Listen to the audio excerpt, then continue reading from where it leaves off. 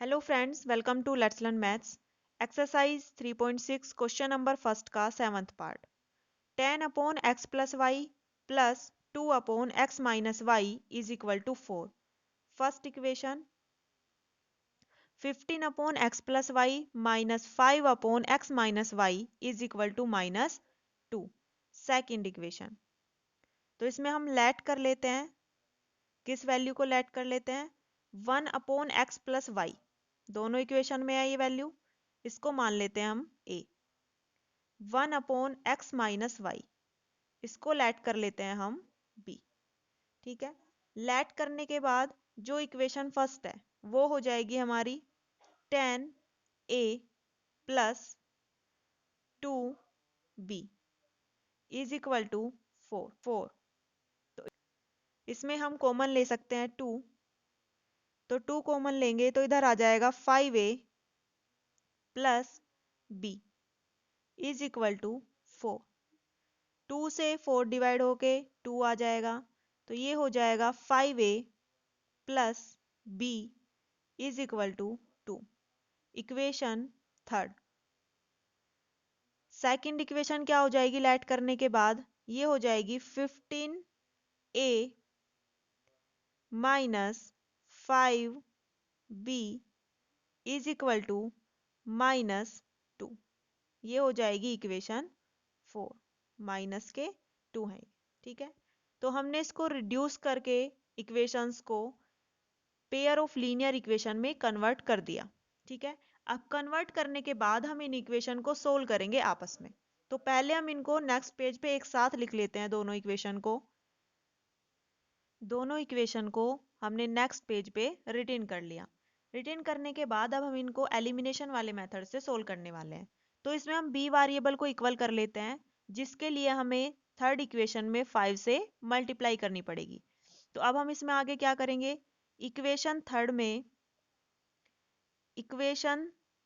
Third में multiply करेंगे 5 से और देन उसको ऐड कर देंगे किसमें?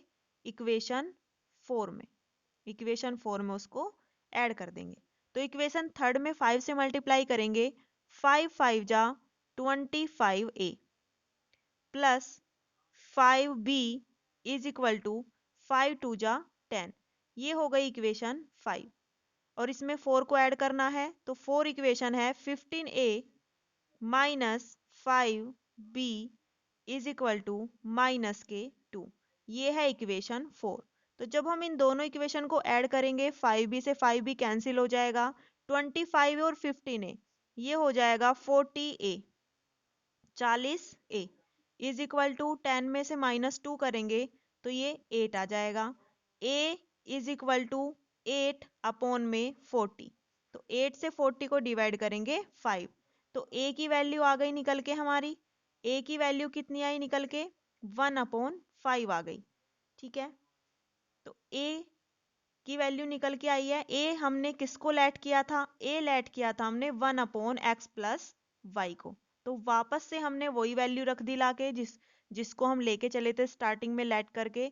तो a की जगह पे हमने वापस रख दिया 1/x प्लस वाई को। ये किसके बराबर है? 1/5 के बराबर है। तो यहां से जब हम इनकी क्रॉस मल्टीप्लाई करेंगे तो हमें मिलेगा x plus y is equal to 5। Equation हो गई ये 5, नंबरिंग तक हम कर चुके हैं, तो अब आ गई इक्वेशन नंबर 6। ठीक है, तो यहाँ पे वैल्यू निकलने की बजाय हमें फिर से एक इक्वेशन मिल गई। ठीक है, अब हम आगे चलते हैं। इससे a की वैल्यू को रखेंगे हम किसी भी एक इक्वेशन में, 5 में या 4 में, क्योंकि a की वैल्यू किन इक्वेशन को सोल्व करके आई है? 5 और 4 को। तो हम a की वैल्यू को किसी भी एक इक्वेशन में रखेंगे और b की वैल्यू को फाइंड आउट करेंगे। तो a की वैल्यू रख देते हैं हम इक्वेशन 4 में बाई इक्वेशन 4। तो इक्वेशन 4 क्या है? इक्वेशन 4 है 15a minus 5b is equal to minus के 2। 15 इंटू a की वैल्यू है 1/5 minus 5b is equal to minus के 2।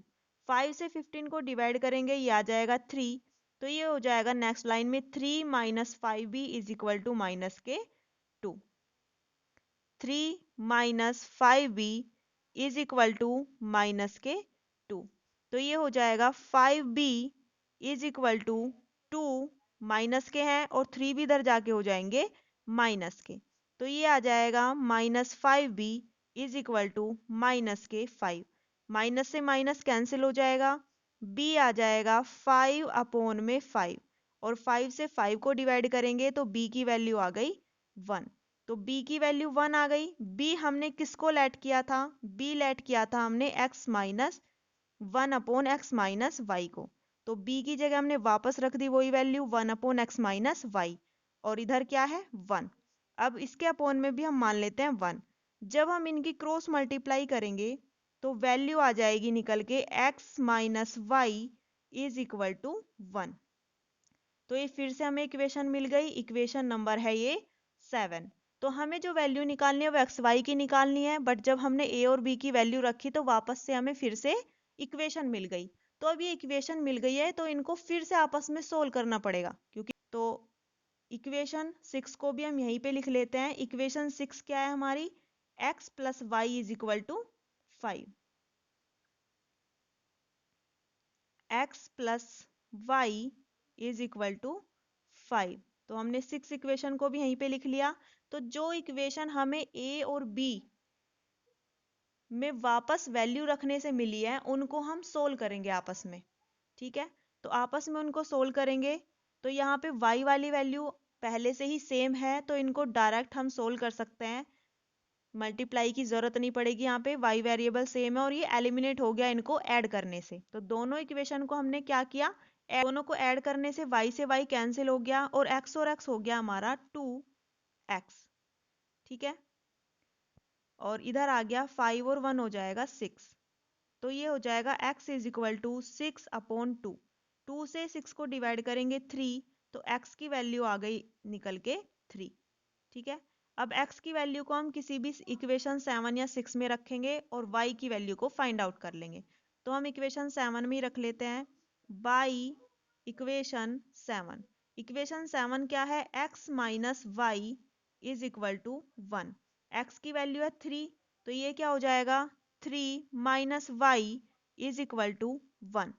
Minus y is equal to 1 और 3 इधर जाके हो जाएंगे माइनस के। तो ये हो जाएगा minus y is equal to minus के 2। माइनस से माइनस कैंसिल और y इज इक्वल टू 2। तो y की वैल्यू निकल के आ गई 2 और x की वैल्यू क्या आई थी निकल के 3। x की वैल्यू आई थी हमारी निकल के 3। ठीक है, और यही हमारे क्वेश्चन के क्या है आंसर है। तो इस क्वेश्चन में क्या हुआ, इससे पहले जितने हमने पार्ट किए हैं उनमें हमने एक बार ही मेथड को यूज किया है और हमारे डायरेक्ट हमें आंसर मिल गए हैं।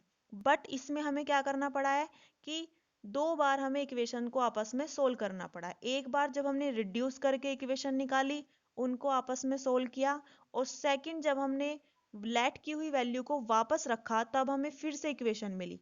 आंसर ना मिलके हमें फिर से इक्वेशन मिली, तो हमने उनको फिर से क्या किया, एलिमिनेट किया, या फिर आप किसी भी दूसरे मेथड से उनको आपस में सोल्व कर सकते थे दोनों इक्वेशन को। ठीक है, तो हमने एलिमिनेशन मेथड से सोल्व किया, तो यहाँ पे हमने इन दोनों इक्वेशन को ऐड कर लिया और x और y की वैल्यू को फाइंड आउट कर लिया। ठीक है, तो इस क्वेश्चन में ज़्यादा कुछ नहीं है, केवल आंसर आने की बजाय फिर से हमें इक्वेशन मिल गई थी और उन्हीं को हमने सोल्व करके आंसर को निकाल लिया। ठीक है,